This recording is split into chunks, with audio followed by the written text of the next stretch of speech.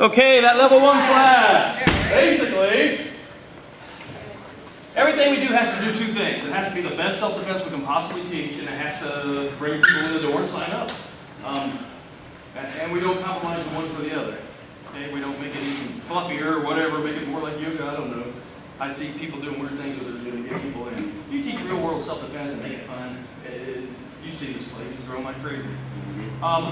First off, the only thing I would have done different is had that music jamming, and had the fans on, but had that music jamming. The template for every class, no matter what level, is 7 or 8 minute warm-up, 15 to 20 minutes on the combatives, 15 to 20 minutes on the Krav technique, drill at the end, 45 to 55 minutes. Every class, every time. Of course, again, if people wearing shoes, shorts, t-shirts, there are some gyms that specify that they have to wear a gym shirt, or they got to wear specific pants. Some of them have these weird nylon sweatpants. To me, Gold's Gym doesn't do that. Why do I need to do it? That's who I'm competing against. I don't need to give people hoops to jump through. Now, I don't want sleeveless shirts. That's gross to do headlocks. Girls are okay, but it's gross to do headlocks with a guy with sleeveless shirts. It's gross to do it with this, but that's beside the point. But we're competing against the big box gyms who have no freaking rules. And again, they're open all the time. And I tell my Krav gyms, don't have, hey, new person, you can come to these 2 classes, this 1 hour this night, this 1 hour that night. We at our gym, we have something 3 hours in a row that a brand new person can come to. It's cardio MMA, CrossFit, level 1 Krav. We want, again, people can come when they can. They can come stay as long as they want, like the big box gyms. We're not a martial arts school that says, come to these 2 classes. Anyhow, warm up. It's constant movement. The template, and you guys are going to start warming up the rest of the time. And again, this is preaching to the choir because you guys are under one. But it's movement, upper body, movement, lower body, movement, core, movement. 7 minutes. And you can mix up the upper body, lower body, and core. I don't care. You saw my personal favorite thing to do is, in my opinion, I got 45 minutes to make people as safe as I possibly can. So how about warm up instead of an arm circle? We're doing an elbow, and I can critique that and tell them how to do it better and tell them how to burst and all that kind of stuff. I like warming up with Krav moves. You know, if I can warm up with an arm circle, I can certainly warm up throwing a good elbow. One thing I don't do a lot of, but some of my instructors always did, and Juan May, for all I know, is jog. But even when you're jogging, hands are up, chin's down. I mean, why let them get away with just jogging when I can work on chin down, hands up? Again, as long as you keep that template and keep that moving, keep talking through the whole thing, keep the music blaring.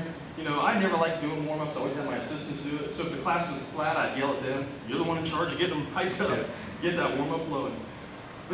All my lesson plan says, today it had 2 things. It had outside defense, choke from the front. That's it. My instructors can make up whatever drills, teach it however they want. The people are going to see it so many times, teach it a little bit different each time. However, outside defense doesn't mean you spend 100 reps on an outside defense and then move on to the next thing. That's a martial art. That's piss poor training. Your training comes out under stress. Your brain goes to midbrain if somebody were truly attacking you, and whatever you trained is coming out. I don't think it's good training to block once and stop, and block once and stop. That's going to come out of you. You're going to get hurt. What was our training? We spent 3 or 4 reps with the outside defense, which is truly the technique of the day, but we spent way more time on the destroy the person. Destroy them. We're working philosophy, not techniques. Techniques will not save your ass. Techniques, I mean, I want you to have great techniques, but people put way too much emphasis on the technique or the art you do, blah, blah, blah, blah. If we can teach aggression, teach the flinch reaction of go forward, go now, go hard, and destroy, we're making safe people. Ask any cop who they'd rather face, a very proficient black belt martial artist or some nutso who wants to claw their face off and chew their eyes. They don't want to face a nutso that'll claw their face off and chew their eyes. If we can make our people both proficient and nutso, we're making safe people. Hence, yeah, the outside defense. I wasn't technical. I didn't sit there and drill it, and we stood in front. That's learning a technique. What I want people to learn is to freaking go off. Block once, hit them in the throat 50 times, grab their head, elbow them, smash them, knee them, throw them on the ground, and get out of there and be safe. That's where we spend most of our time. 3 reps with just the outside defense, 20 reps with destroy. This is what we're building. People that will destroy. This is what keeps us safe. I don't care what you know. If you're doing the technique-y and hesitating, you're going to get creamed. To where if you take someone that's untrained, but they're a freaking maniac, and I've seen this over and over and over. I was in North Carolina, my affiliate, he was a gold country boy. Sucked. His hands were down, he wouldn't turn his hips, he didn't tuck his chin, his punches sucked. Talking to him that week, that boy had been in more bar fights and knocked out more people than probably the rest of us combined. It's like, it's not technique, is it? If we can develop a fighting heart and I'm not stopping, I'm destroying you brain, we've got it made. You heard when I made corrections, when everyone stop and face the master, let me talk for 5 minutes. That's bullshit. Time, look up here, instead of kneeing them here, move those knees around, go. I don't want pulse rates dropping. I teach in 3 5-second bursts. I don't want the pulse rate to drop. This is a workout. Keep them going, keep them going. And do not get stuck, and I hate that, and this is a martial art mindset, and I was 4th degree and taught traditional martial arts, so I know how I was. I'm not making fun of anybody. But if I said 6 punches and you did 5 or 7, did I bitch at you?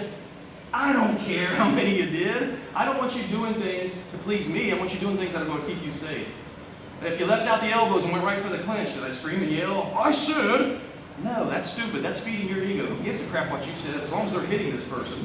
They hit twice more. They did a different punch than you told them to. Who cares? Who cares? What you'll get is people hesitate. He's 6. Okay, then the next thing was, that's going to get them hurt on the street if they're training with all those stops and hesitations and worry about you yelling. How about who cares how many times you hit? Who cares? As long as you're doing something and going forward, I'm happy. Anyhow, that's my little preaching about. That was the combative. The next was the technique to choke. That's the slowest part of the class, but you still got to keep it moving.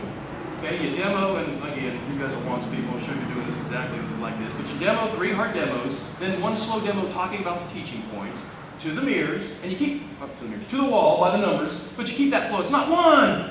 Okay, is everybody ready? 1. No, it's 1. They get the point that they better reset and get ready to go. So you run through the numbers. There was only 2 numbers on that one. Some of them have 4. You did number 1 by itself 3 times. You did 1 and then 2 3 times. You did all the way through it 3 times. Now you bring your partner up, your demo partner. Tell them exactly how you want the attack to look, exactly what you want the defense to look like. Then one person attack the other. Now switch. Now 1 for 1 is when you start throwing things in there. Like to just kick them and run, or you got to beat them for a while. Again, the corrections in that were time, look at me, blah, blah, blah, fix it, go. Don't let the pulse rate come in. And then the drill at the end is the most important thing we do. Come up with evil drills.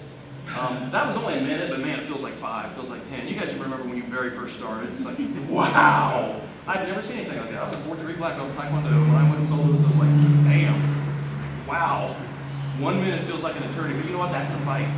I guarantee if you're fighting and under stress and the adrenaline dump, you would be in 10 seconds. We are training better than the scumbags. Let them be the ones huffing and puffing after 15 seconds if they choose to try to harm us. We're going to destroy. That is the best thing to do for self-defense. Now, one thing I didn't say, if that were a real class, I'd have said, beginners. If you're here for an intro, if you're within your first 2 weeks, when you're tired, you're tired. Go sit down, go get a drink. Everybody else, you'll hear me screaming. Don't you dare stop. If you've been here for more than a couple months, don't even think about stopping. I don't care if you're puking, you keep going.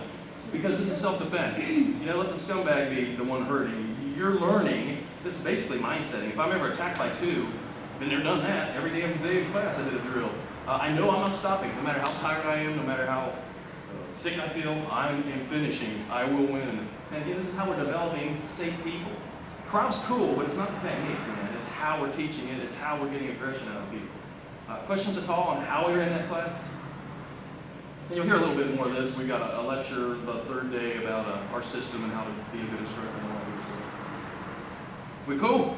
That was awesome. You guys are skilled. Let's take about 5 minutes and we're going to start actual instructor training, which is a little slower paced. You'll be glad to hear.